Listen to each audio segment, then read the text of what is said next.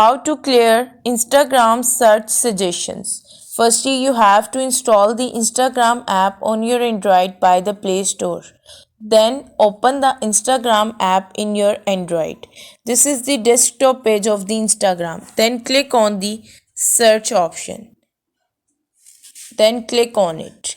Before this, make sure to watch the complete video and follow each step carefully and avoid forgetting anything and making mistakes. Then click on the See All and click on the Clear All. The Clear All, your recent searches are empty now. Your history is empty now. So that was all. You can do this on your Android as well as in your iPhone. I hope that you have found value in this video.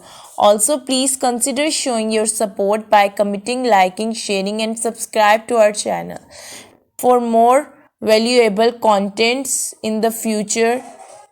Your engagement is highly appreciated. I wish you very good luck. Thank you so much.